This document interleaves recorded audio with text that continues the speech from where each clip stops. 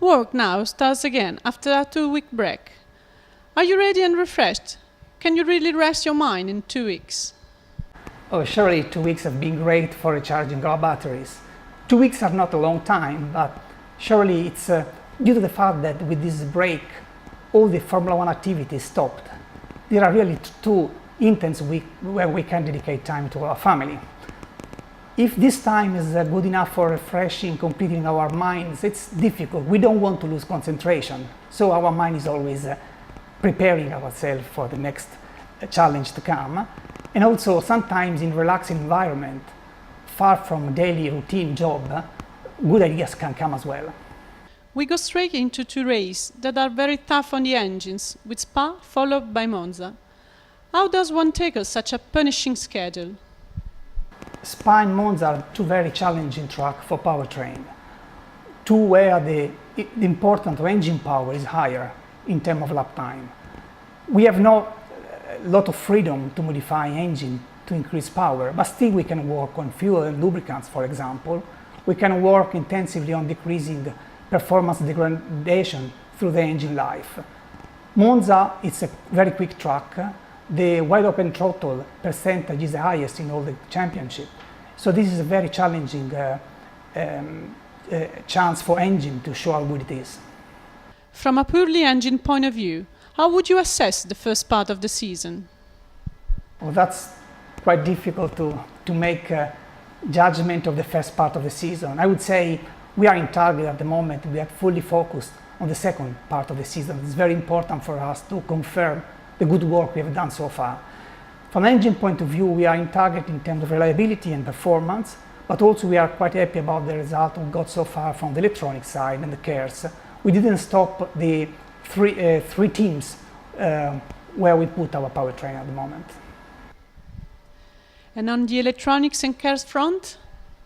We are reasonably happy as well on cares and electronics. On cares side, we did not redesign the system.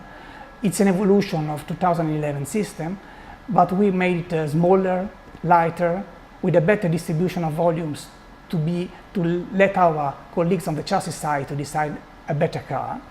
We work also to improve efficiency of the system, but we always try to keep development costs very low to be able to offer a cheap supply to our customers. Despite all the limitations imposed by the regulations, what can be done in terms of development?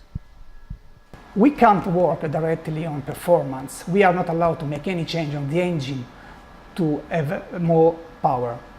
As I told you before, we can work on fuel and lubricants, and this is very good to have a historic partner like Shell working with us. On the other side, every time there is a new car, the installation part of the engine itself is very important, because the easier the engine is installed in the car, the better the car can be. We also work a lot on exhaust pipes development. The exhaust at the moment design is based on a compromise between aero performance and engine performance as well, and this is good. We have worked very well with our colleagues from the aero point of view. We also have worked a little bit on engine mapping. Though the limitation at the moment is quite strict from a regulation point of view, there is still some performance that is possible to be gained working on this. At Spa, as indeed in Interlagos, one races at high altitude, which is not commonly experienced in motor racing. Does this factor have an influence on engine behavior? So low barometric pressure, high humidity and high temperature, these are not good parameters to have a performance. If you, for example, compare an engine racing in Interlagos with a lot of humidity, low barometric pressure, with an engine running at the beginning of the season in Barcelona during testing, you may have more than 50 horsepower of difference, and this is physics. We cannot do anything on this. Rather than this, I'm quite worried in Spa, because the weather is so easily changeable during the day. Then sometimes it's more important to select the right strategy to handle the car rather than the engine itself. It's not just the 2012 program on the agenda, as the forthcoming V6 adventure is getting close enough to touch. Where exactly are we with this project? Are you happy with the way things are going? This is a very challenging period for powertrain people. We are working on the 2012 powertrain, and the rest of the season is very important. No one mentioned that we have to work also in 2013 engine with a new installation that is a big work. In the same times, we have the V6, the first prototype V6 running on the dyno, and this is a very interesting project. 2014 regulation is extremely challenging, completely new Formula One powertrain regulation, mostly focused on energy recovery, and there is indeed an area where Ferrari wants to invest. It is interesting on.